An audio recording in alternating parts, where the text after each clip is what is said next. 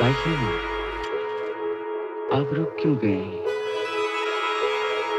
गाओ ना बेटी गाओ।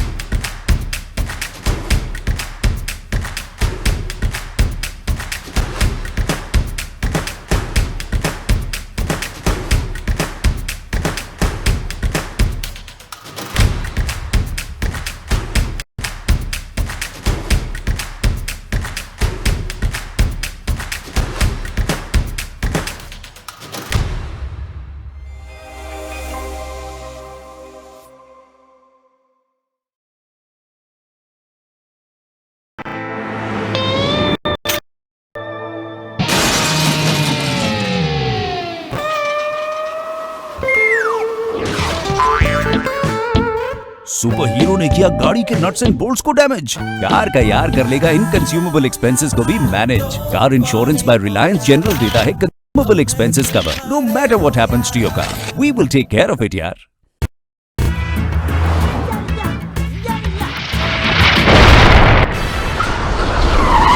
मीटियोर ने किया रोड ट्रिप को कट शॉर्ट। कार का यार देगा overnight stay, worry not. Car insurance by Reliance General का इमरजेंसी होटल अकोमोडेशन कवर है ना।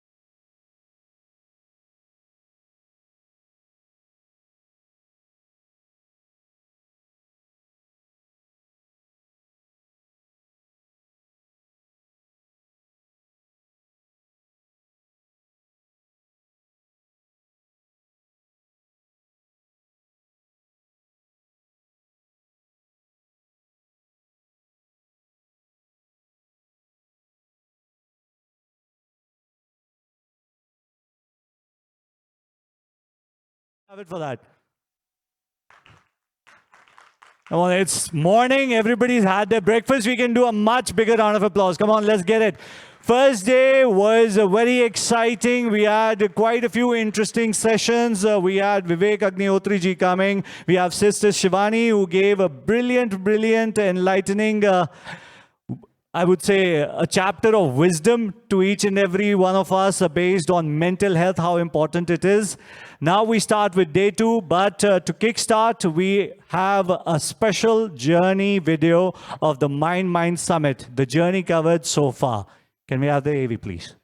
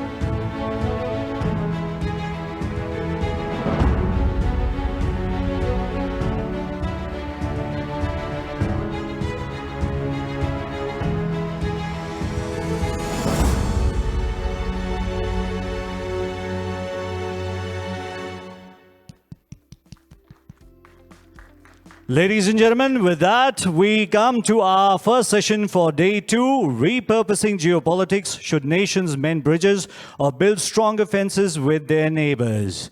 Please join me in welcoming our esteemed group of panelists. Ambassador of Israel, Mr. Naor Gilon. British High Commissioner, Mr. Alex Ellis. UAE Ambassador to India, Dr. Ahmed Abdul Rahman Al Banna. From G20 Sherpa, Mr. Amitabh Kant. And the moderator for this session, Professor C. Rajamohan, Senior Fellow, Asia Society Policy Institute. Can we have a round of applause for our dignitaries, please?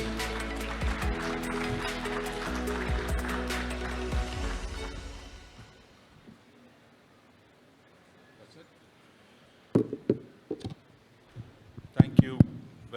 Welcome to this session on geopolitics. As you can see, we have a wonderful panel here.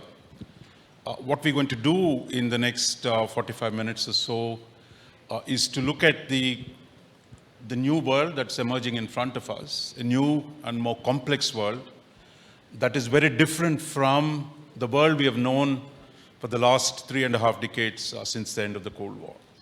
So if you're looking at geopolitics and whether we should be building fences or tearing them down or working together, all those issues are really in play, and I think our panelists can really talk about the complexities, because it's very easy to not to see these complexities because we are in a different moment, and I think our job in the next 45 minutes is to understand that. So before I go to the panelists, I thought I'll just identify at least 4 or 5 broad trends that are today in the world. One, after almost decades of relative harmony since the end of the Cold War between the major powers, today the West and Russia are at odds with each other in Europe. China and the US are at odds with each other in Asia. We have a running battle, probably one of the most brutal conflicts that we're seeing in Ukraine, and the consequences of it that have affected everyone. We're also, if Taiwan becomes a conflict, the consequences of that are going to be even more dramatic for the world, given the centrality of Taiwan, China to the global economy. Third change that we've seen is the technological disruption that has taken place, which is the dramatic acceleration of the technological revolution is changing the nature of the production, the nature of our relationship in terms of how we produce things, how we organize things, from politics to economy. The technological transformation is taking place. The fourth area is the logic of globalization that everyone had accepted, saying as globalization as an inevitable, irresistible force, to one since the Brexit in 2016, and then what happened in the US, we now see, and in India, they talk about self-reliance. The question is, how do you temper unregulated globalization to something more balanced one? At least that is the debate. And then on top of it, we have here the whole question of international institutions. Because after the end of the Cold War, it looked like the international institutions were going to take off, whether it is the United Nations or the WTO, which is going to manage the global economy. But those today are under deep stress. So having pointed to these broad trends, I tried to get our panelists to speak a little bit of some of these. So my first question, I'll turn to Amitabh Kant. Amitabh, has just been announced yesterday that India will hold the G20 summit, you are the Sherpa, in September next year, almost exactly 1 year from now. Given where we are in relation to the conflict between the major powers, is it really possible to restore multilateralism when you have major powers at each other's throats? And we're seeing the problem, even getting them into the same room and being civil to each other is a problem. Indonesia, which is your predecessor, is having the problem. So given this situation, what is it that we can do in terms of bringing countries together to deal with common challenges at the G20? So I think that's a very important question, because we are living in a fractured world. There's the Russia-Ukraine crisis, there's the China-Taiwan crisis. But more important than that, global supply chains are disrupted. Climate action is very important imperative for the world. And global debt is an all-time high, all challenges for the world. So you have a scenario in Indonesia where G20 is right now being held, where G7 countries are not able to work together with Russia and in some occasions with China.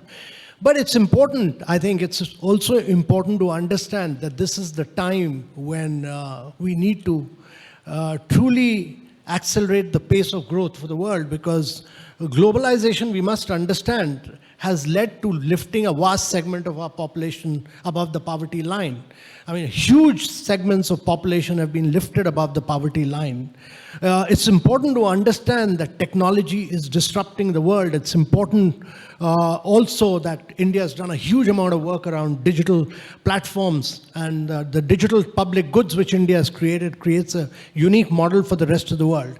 And thirdly, that climate action is very, very critical for the world. So countries which go digital, which go take climate action, which go green, both countries and companies are actually going to take the lead forward in the world. So it's very, very important.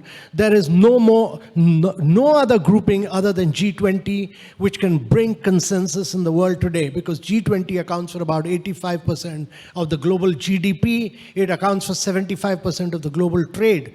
It accounts for almost 90% of the global patents and about 2/3 of the global population. So if United Nations is too large a body, G7 is too elitist a body, G20 is just the right body comprising of the richest countries in the world and the emerging markets of the world. And there is no other body which can bring in consensus on all these pressing issues of accelerating SDG, of driving technology for change, and really, truly, to my mind, to drive global growth.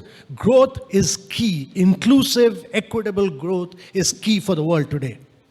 Thank you. Let me turn to the British High Commissioner. Britain has played a major role in the Ukraine crisis, and we've seen not only fences being torn down, but countries being occupied, and even on the claims that they don't have a right to exist. But yet at the same time, Russia is a powerful state. So where do you see Europe going? Because until now, Europe was the model, right? On security, on economics, on regional institutions, Europe was the place where integration took place. But suddenly now we are seeing it all fall apart. So is there a way out? Thank you very much. And I very strongly agree, by the way, with what Dr. Amitabh Kent has said about the G20. So what is your neighbour? That seems an easy question to answer because it's the people contiguous next door to you. But if I take the example of Ukraine, Ukraine is not a neighbour of the United Kingdom. It's quite a long way away, several thousand kilometres away. But neighbourhood is not just about geography. It is also about values and trust. And in this case, Ukraine does have a neighbour, which has just invaded it, violating its international law, its sovereignty, and its territorial integrity. And the UK, that had already happened in 2014. In the UK after that, so we are now going to support the Ukrainian army, to train it, to make it more capable, to deter, unfortunately unsuccessfully, a further Russian invasion of the rest of the country. So neighborhood is partly geography, but it's other things as well. It's trust, it's alliance. And you're right, Europe, in a way, is probably the most integrated of the continents of the world.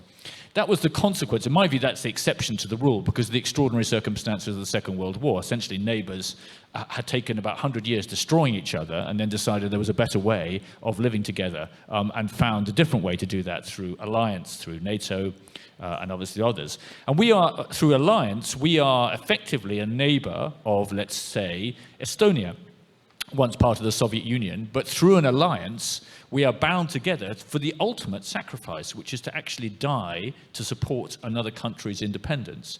It's an extraordinary thing, and I don't think you'll see that happening elsewhere in the world. As you've written many times, the Indo-Pacific is quite different in that respect. So neighborhood is not just about geography. It's about values. It can be partly about history. Australia and the United Kingdom are about as far away as you can possibly get, and yet they are neighborly in the sense because of history. And I think it's one of the real challenges which Amitabh describes is how do you have bilateral tensions increasing at the same time as you have global problems? And essentially security is sharpening the bilateral tensions at the same time as health, climate change and sustainability are global problems. And that is, I guess, the challenge we all face for the next 20 years. Let me turn to the UAE ambassador. Your country played a critical role in producing these Abraham Accords, between Israel, you and Israelis. Will come back to the Israeli ambassador. That until now, Europe was the positive example, but Middle East was a negative example of which way not to go in a particular region. But that is changing in the way Israel, UAE, Bahrain, and others have started a process which breaks the paradigm in a fundamental way. It's because for us too, for India too, for the subcontinent, the lessons from what's happening with the Abraham Accords and the new possibilities that it might open, maybe you could tell us how and where you see the new rapprochement in the Middle East going. Thank you. Well, let me first start by commenting further on my colleague, the British High Commissioner, in reference to the neighbor, extended neighbor, and the related ideas of neighbors. I do agree with my colleague that, neighbor is not just that person who sits just around the corner of your country or home or whatsoever. Now, if we look at past history or even recent history from the perspective of do we build bridges or we build fences? Past history and even recent history, it looks like the answer is build fences. Now, that whole perspective has changed. And the Abraham Accord, when it was signed in 2020 in the United States of America, it put the whole region, or the accord put the whole region on a different track. On a track where we are saying we extend our hands of friendship. We extend the use of what we call soft powers, not coercive powers. We extend soft diplomacy, opening new channels, because history taught us that building fences just didn't work. So therefore, the whole region, I think, benefited from the Abraham Accord.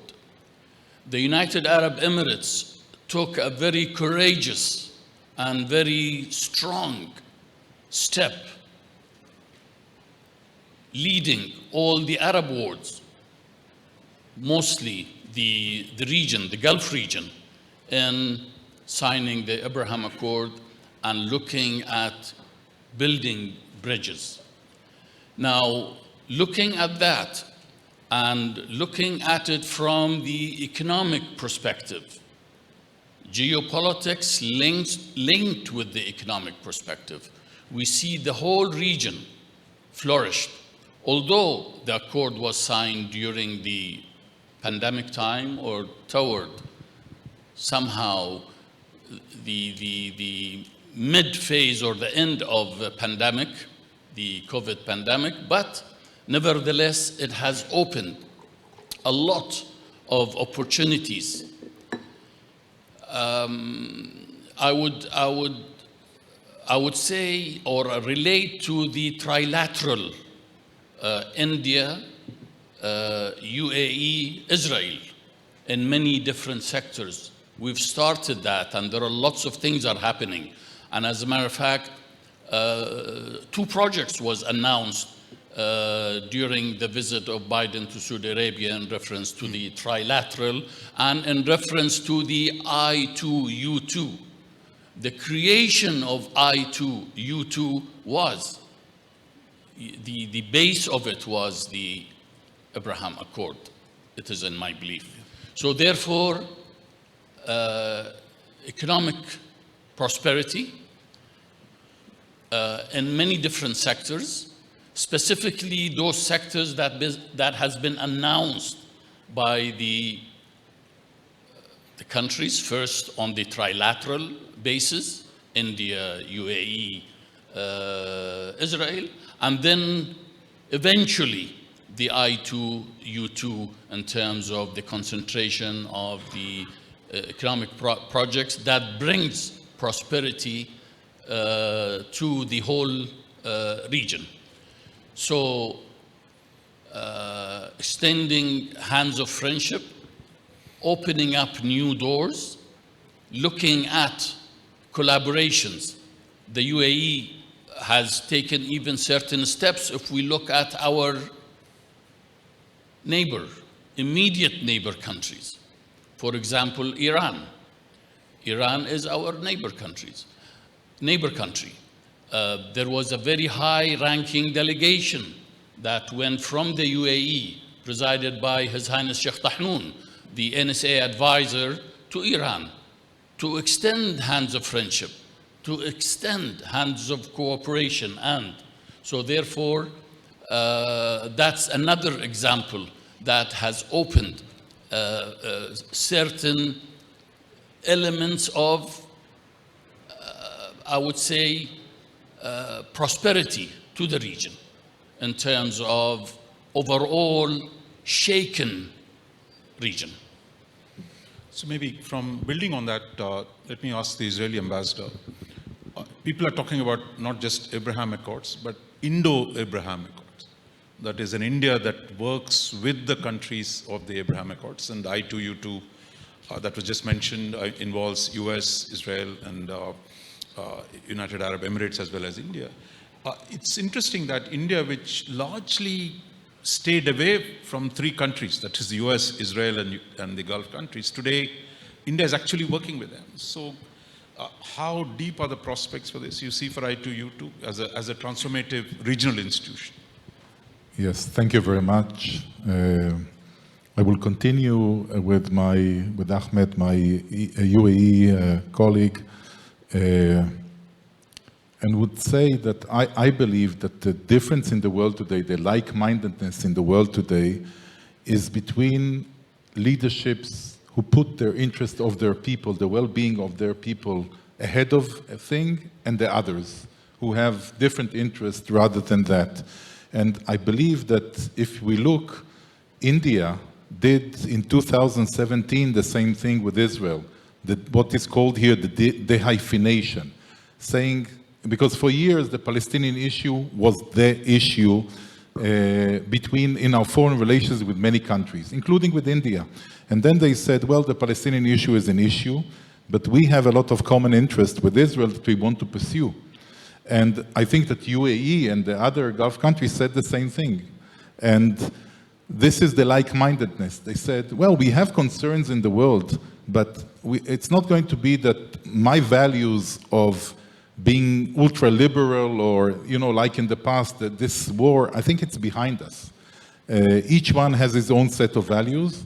As long as the country is pursuing the well-being of its citizens, I think there is a lot of common grounds, and that's what we see now happening more and more in the world. In this, and you mentioned the Abraham Accord. One of the offsprings is, of course, the I2U2, this mini-lateral forums, because we all understand today that we had a grace period after the collapse of the Soviet Union of about 20 years where we could work in the multilateral arena and cooperate. It wasn't before, and it's gone again. So it's very hard now to have the whole world, and Amitabh has quite a big challenge, I believe, in this sense, to have the world as superpower, the big powers, work together. And that's why you need to find other formations. And that's why maybe I will connect to what Alex is speaking about neighbor. Neighbor today is a very thin definition in the sense of geography. It's a much bigger thing. And I think this is where India comes in also to the picture, because India, at the end of the day, is the same neighborhood. You know, we call ourselves the Middle East, but you look at us as West Asia. So, you know, we are in the same neighborhood. And again, the governments are like-minded, especially in the need to improve our citizens' lives. And the size of India, I think for all of us, because even the UAE, which is a very successful country, at the end of the day, next to India is a very, very small country. And India brings in a lot of size, capacity, and it's very helpful, I think, for all of us to execute our energies and our wishes out of the borders, limited borders of our own countries. Thank you. I mean, let me stay with you and then come back in the other direction. I mean, Iran. Iran is a neighbor to a lot of countries. It's really located in a critical position. There was a time when Israel and Iran had very good relationship. But today, you know, much of the world, you know, trying to restore the nuclear deal, trying to bring Iranian oil to the global markets, which will ease the challenge of energy crisis today. But Israel has a different position. So in terms of Iran, I mean, what are your sense of, under what conditions do you see Iran and Israel going back to a reasonable relationship? Yeah, I will put Iran in the same context that I spoke before. The countries who put their interest of the citizens ahead of everything, and the countries who have ambitions that are beyond their own borders. And this is the main issue. When Iran, for us, is a destabilizing power in the Middle East, we see them all over playing with minorities and supporting and everything. We see that as a problem. And, you know, we are an opposition also to the new JCPOA, or renewing the JCPOA, the nuclear deal, because we believe that it will not change Iran. It will give her much more money to do more of the same, of destabilizing. It will not go to the benefit of the citizens, but for the benefit of destabilizing the Middle East. So I think that, you know, we hold our position on Iran. We are very clear. Probably we are considered the biggest opposition to Iran, both politically, diplomatically, and maybe physically.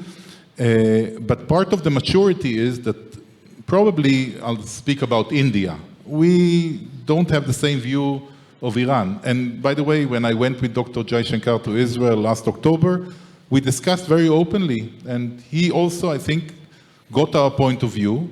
We see the Indian point of view, but the maturity is that we say we are strong enough and self-assured enough to deal with the issues, common issues that are of interest, the well-being of our people, promoting the world, technology, you know, all these challenges, new challenges we have, without putting Iran now as an obstacle, like the Palestinian issue is not an obstacle. It shouldn't be an obstacle, like any other national or internal issue should be an obstacle. We should work together on a wide common denominator. It doesn't mean, I mean, we are not taking any eye off Iran. Don't be mistaken about that, but we are separating this, and we are diplomatically trying to influence our allies, UK sitting here being one, the Americans and others, the European Union, in order to see the things the way we see them. But you know, we don't connect the two. Okay. We don't tell the Europeans, if you don't see it the way we do, it will influence our bilateral relations. No, as friends we try to explain and influence and convince, and we continue to cooperate because this is the common interest. Turning to the UAE, and you are a neighbor of Iran, and the speed with which things seems to be changing between Iran and the Gulf Arabs. You know, so the big question, I think, which Israeli ambassador raised, is Iran a country or is it a cause?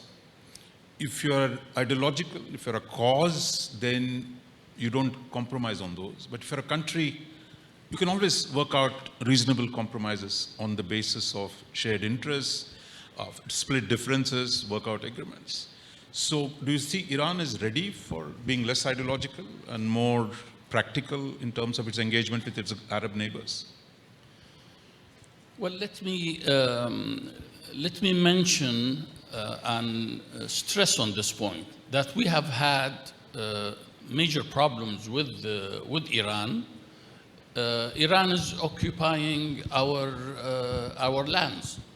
Iran is occupying 3 major islands of the United Arab Emirates.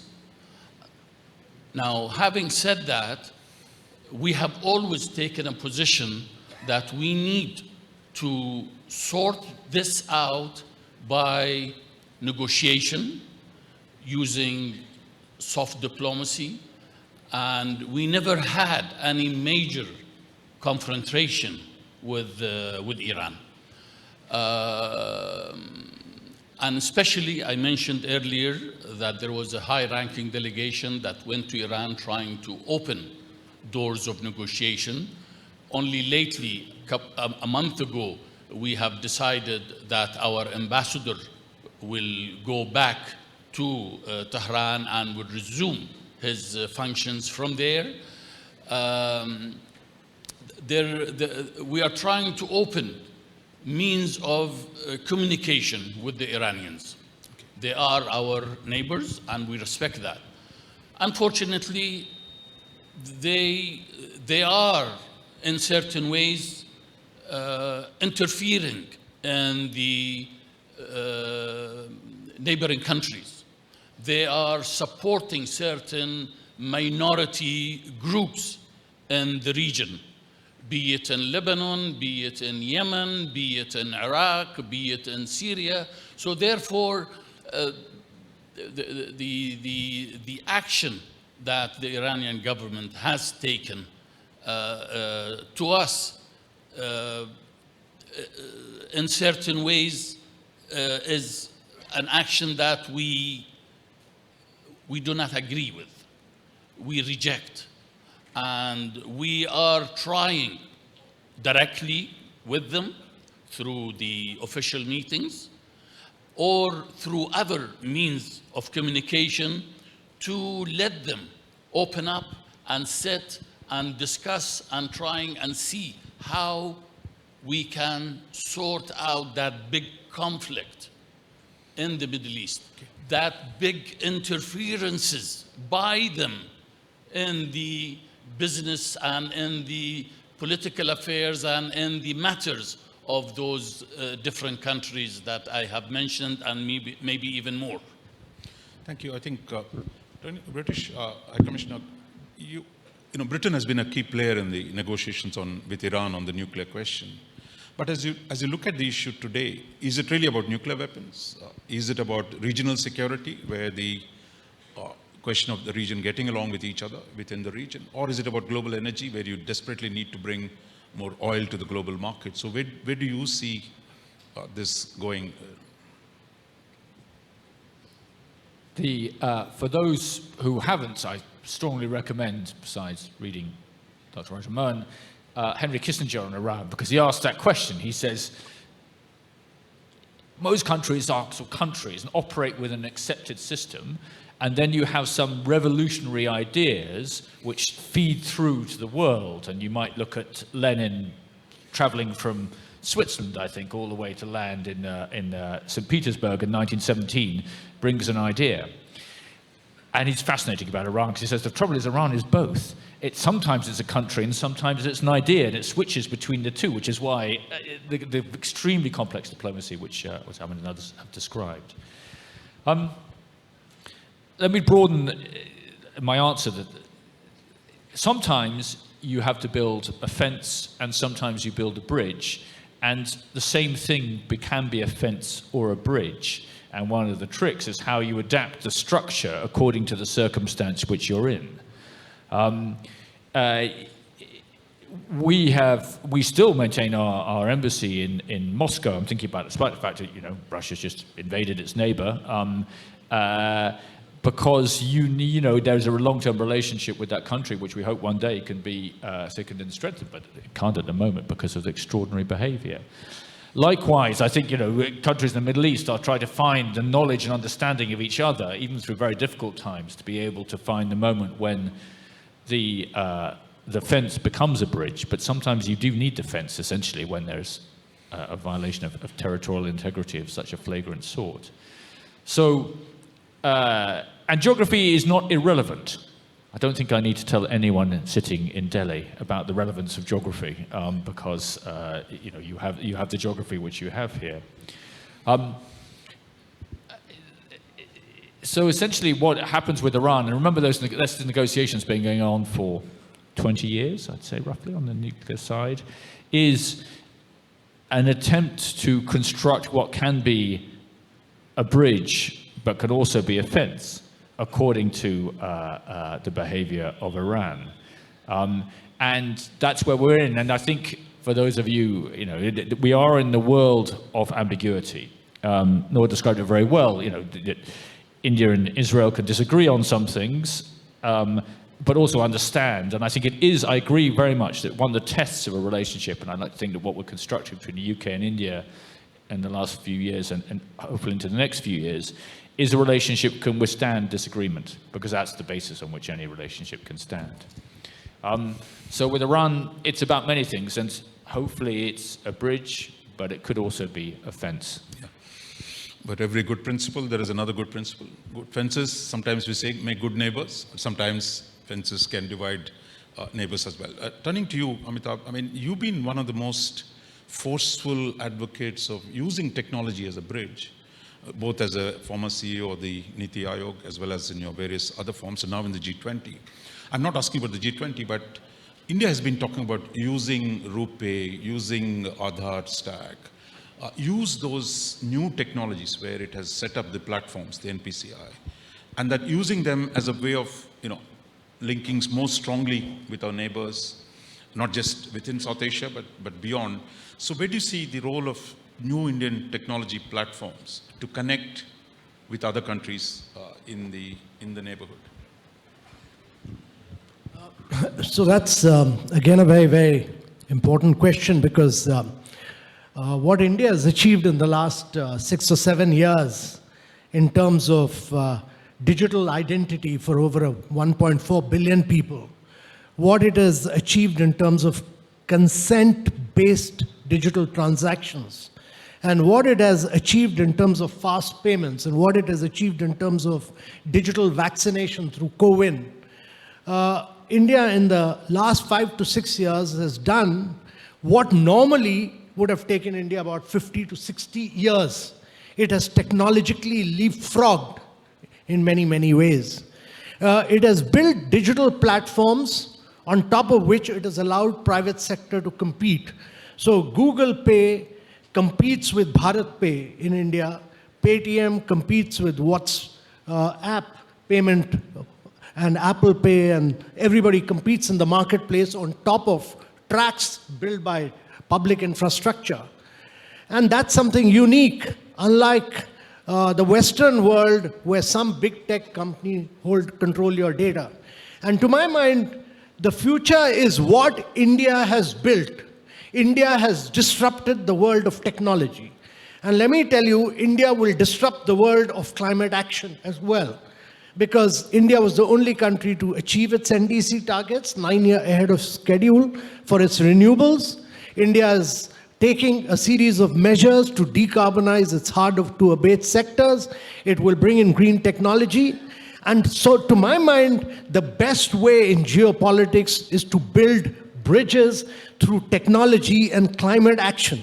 The world needs accelerated pace of growth. World needs growth which is inclusive and equitable to lift people above poverty line all across, in all regions, across the world. The world doesn't need wars. In today's days and times, a war going on for 7 months, I mean, it's unbelievable. And therefore, you need to build bridges through technology. You need to build bridges through climate action. You need to build bridges to lift people above poverty line and take care of your citizens. Thanks.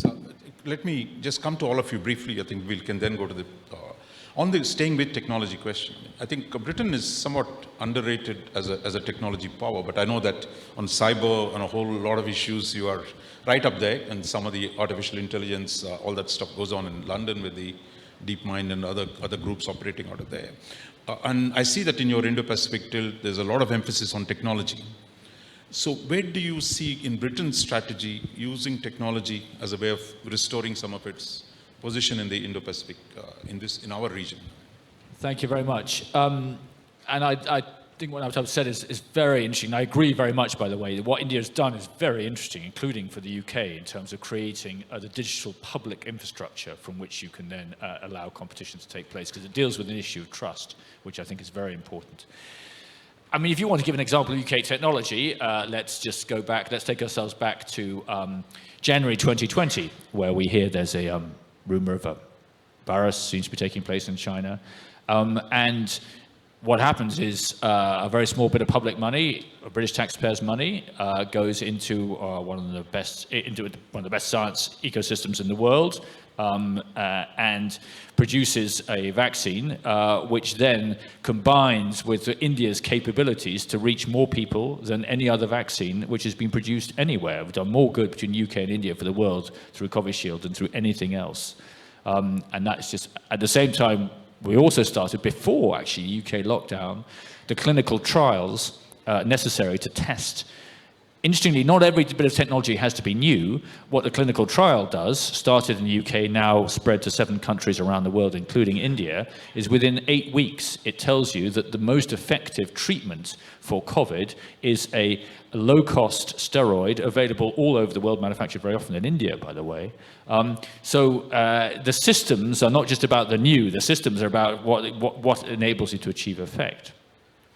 Let me just develop what we heard from Amitav for a second, because there are limits to that. I completely agree about technology. What are those limits? Those limits come where, putting it bluntly, a Chinese firm moves to the UK to try to acquire that technology for intent which is not benign. And that's why, we can't call out any one country, but that's why countries around the world, India, UK, but elsewhere, are tightening their controls around inward investment for certain kinds of technology. There is still geography as well. I swing both ways on this. There's a great line. I think it was given by Rubin, but it was given. He called in in 2008. He called in all of the American bankers, and at the middle of the financial crisis, and he said, "What you people forgot. You forgot your own country." And in the end, the bailouts and so forth come from taxpayers. Now, in the case of technology, there are politics in technology, in particular in the use of data. That's true of every country in the world. So at the same time as you have this extraordinary growth of technology and transformation of technology, I couldn't agree with you more. By the way, that's one of the reasons why the UK and India are setting up partnerships to apply, essentially, innovation, which India is particularly good at, frugal innovation, to other parts of the world, because it's extremely good at it. But then there is, what does British politics allow on data protection? What does Israeli politics allow on data protection, or in the UAE? And in India, and it's not always the same. In other words, politics remains national in some sense, and these things have to be dealt with at a national level. So one of the great tussles we have is, how do you have this transformational technology when you have different political approaches towards, for example, how you manage data? And that is one of our collective challenges over the next 10 years, because to stimulate that growth, you want to share that data, but at the same time, there are security issues for that. The UAE, punches way above its weight. If you look at on the technology side, we all know UAE produces oil, but now you are investing in renewable energy. UAE is investing in digital innovation hubs. You're also looking at space program, which is quite, I think, not enough well known, that UAE is investing big in space. So simply, I think we'll go to the floor after this, but can you tell me, in terms of the basic philosophy, why is UAE putting so much money and effort into technology at this point? Well, technology, I think, plays an important role in every sector. If we look at financial, we talked about digital payments and finance and so on and so on. We talked about e-commerce, trade. If we talk about other sectors, we talked about the energy, technology, and in producing clean energy, aside from renewables. The UAE has taken certain steps, strong steps. We have created actually a specific ministry for advanced technology in the manufacturing. We have created a specific ministry for artificial intelligence. We have a minister of artificial intelligence. We have created a special minister for advanced technology in space and aerospace and all that. So therefore, technology is an important element in all sectors of economics. The pandemic, the COVID pandemic has actually put the whole world on a track where technology at one time was, I would say, the back engine. Now it is the front engine and has reshaped the whole world. Just a small example, if we look at the figures, and even now, after the, let's say, the pandemic, looking at e-commerce and looking at B2B or B2C, we see, if we look at the numbers, it's mind-boggling. So therefore, yes, the emphasis on technology is very, very important, and we're looking at it, and not only from our own perspective, but also from the trilateral perspective, UAE, India, Israel, and now on the I2U2 perspective also. Last question, on the Israel was always known as a technological power. I mean, and that you had a number of areas where you've been excelled. And I think our own bilateral relationship, from agricultural, water management, to a whole range of areas. Where do you see the new areas where India and Israel, both bilaterally as well as with the I2U2, we can build up? Thank you. As a good diplomat, I'll take you to the direction I want, because I think that something is missing here in the discussion. Because you have around this panel only friendly countries to each other and close allies, we were not speaking about when you want to take offenses, you have to have trust or deterrence towards your neighbors. And I think that if there is a lesson we learned from Ukraine and things like that, is that you have to be self-sufficient and able to defend yourself or to create the impression that you can defend yourself. Without that, in Europe, inside the European Union, probably they don't have the sense of fear and threat, and inside it's less needed. But I think all of us live in places where technology makes it, on the one hand, we are more vulnerable because we become more technological. The attack is not physical, doesn't necessarily have to be physical anymore. You see what's happening now with Albania, what happened with Albania, who disconnected the diplomatic ties with Iran after a huge cyber attack that they attributed to Iran. So I think that in the technology, of course, is also the deterrence element. It's a risk element, but every country, in order to cooperate with others, need either to trust or to lower defenses and build bridges, to trust that the bridge will not be abused. And again, deterrence is one element here. Don't mess with me, I'm crazy. This is one element. And another element is, let's work together because it's a wonderful interest for both of us. And I think that India and Israel, coming to your question, we have huge potential in a lot of fields. So we have working groups and cooperation in 6, 7 different fields. Some fields where Israel has an advantage, some fields where quantum computing, when India has an advantage. So we are benefiting each other, artificial intelligence, drone technology. Really, the fields are so varied that I will not even say 2 or 3 of them, because I think we have 8 to 10 fields where we'll cooperate. Thank you. I think we have time for a couple of questions. So maybe some of you can, if you can make it very brief, very sharp, so that not making long comments. So we would, yeah. So maybe I'll take 2, 3 questions and I go back to the panel. Yeah. Good morning. I'm Dikshu Kukreja, architect. Delighted to hear the opinions of the panelists. My question is to our G20 Sherpa, Mr. Kant. You have given us an exhilarating account of how India has really been able to take leapfrog in terms of our initiatives in climate change. I'm curious to hear from you that now that we assume the presidency very soon, and the troika of Indonesia, India, and Brazil, all three developing countries, I think for the first time in G20, forming the troika, how do you see our presidency playing a role globally, particularly in G20, of course, on climate change? Thank you. Please hold the thought. I'll just take two more and then we'll wrap it up with that. Yes, sir. I am Commander Sudhir Kumar. I have my own consultancy and service private limited. And my question goes to Mr. Amitabh Kant. We have seen that as a result of all industrial revolutions and the progress in the technology interventions have brought a very large amount of privatization. And that has led to inequality.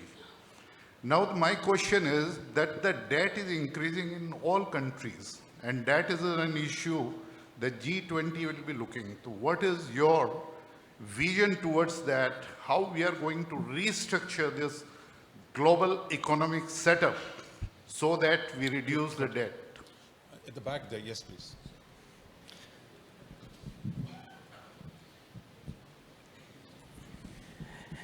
Yeah. Hi, my name is Sanjay Kumar. I work with Arab News. My question is like this, your topic is should nations mend bridges? Then why we don't talk about India, Pakistan mending bridges, which for India is important? My other question is that we have stopped talking Just about... just this is one related to that only. That we have stopped talking about building bridges with Pakistan, which I find it very baffling.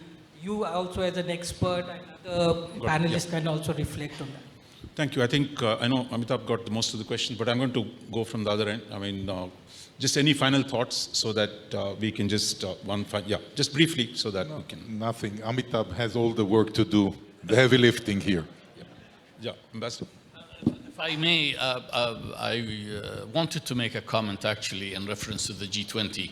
I would like to thank government of India for inviting the United Arab Emirates to be a guest country in the G20 meeting, and we really appreciate that action, and we believe that the strong leadership vision, leadership relationship, and the UAE-India people-to-people relationship has led to that. Thank you.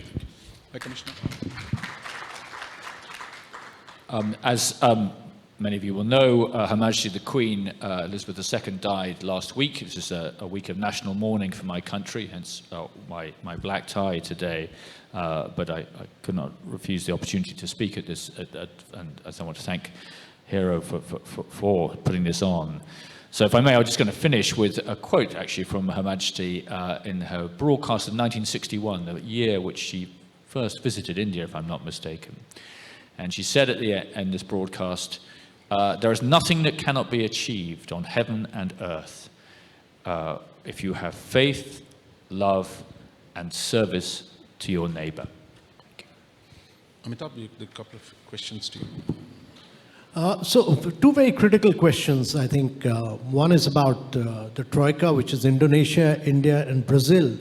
And actually, after Brazil, the next summit will be in South Africa, which is again emerging area and a developing country. So 4 emerging markets, one after another. And it's very important for us to ensure that Indonesia succeeds in its presidency. And it must succeed because there may be differences of opinion as far as the Russia-Ukraine conflict is concerned.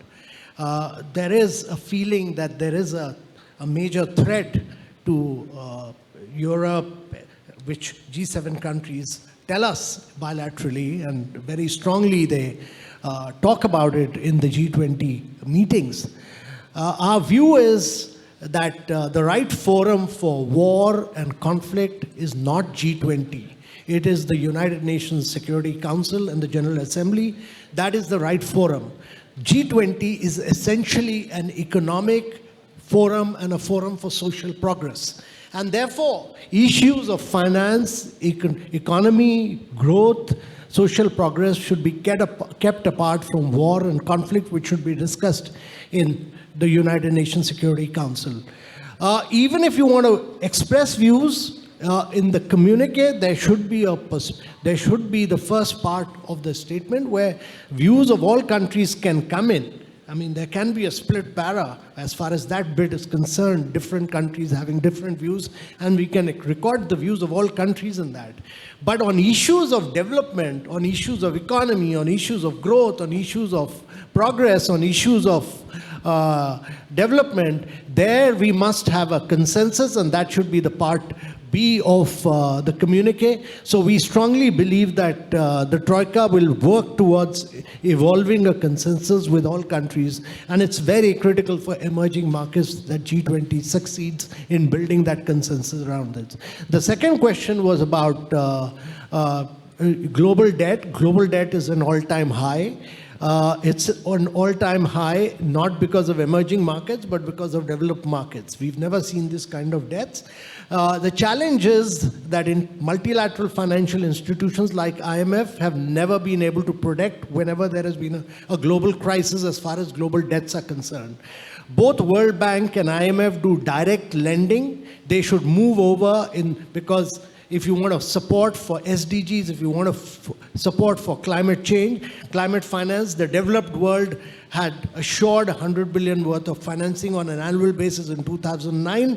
It has not lived up to it, which climate justice demands, because they've been responsible for most of the occupation of carbon space. But the multilateral financial institutions, instead of direct lending, should move towards credit enhancement, blended finance, first loss guarantees, which will enable 10x of the financing to flow in if new instruments are evolved by World Bank and multilateral and IMF. Thank you. I think before I thank the four panelists, just a word on India-Pakistan. In fact, while the situation is bleak, I mean, we saw last year there was a ceasefire that was negotiated by the two sides. And after that, in fact, General Bajwa stood up and talked about resetting Pakistan's relationships with Afghanistan and India. And there was a hint at a potential trade on two items that was done. But then Prime Minister Imran Khan, then the Prime Minister, overruled that decision. So, look, I think we must also respect Pakistan's internal argument, their sense of sovereignty, that you can't force Pakistan to trade with us. So they have to make up their mind. And I think it looked like there is one group which clearly argued for trading with India. And at the same time, there are others who say we can't trade with India till some other issue is solved. So, but my sense is it is evolving in a direction. So I hope to see in the coming years, in the coming months, that if there is a new government today, there will be a fresh look given the Pakistan's own economic crisis, and that we must keep hope and keep trying for a potential breakthrough in the relationship, because for all the negativity, the two militaries did negotiate a ceasefire and they agreed to initiate talks, and I think that possibility remains open, and we must remain hopeful. But to conclude this session, please join me in thanking our four speakers for coming here, especially a special thanks to our British High Commissioner for coming during the morning. So I think there's been an outpouring of empathy for Britain at this moment, because all of us have grown up seeing the Queen. So for us, it's a sad moment. So we're absolutely up for time. We've already taken a couple of minutes extra, so I'm going to close it here, hand it back to them. Big thank you to all our dignitaries for this exhilarating session. Can we have a huge round of applause for them? Would request our Chairman, Hero Enterprise, Mr. Sunil Kant Munjalji, to kindly grace the stage and present the mementos.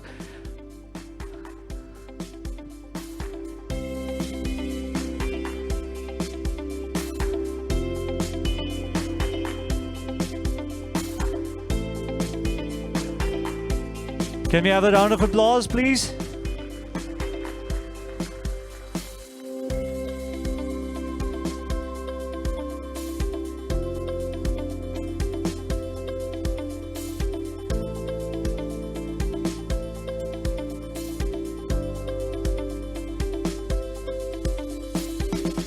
I think so. We should keep on continuing the tradition of round of applause. A big thank you to all our dignitaries for giving us your precious time and having this discussion.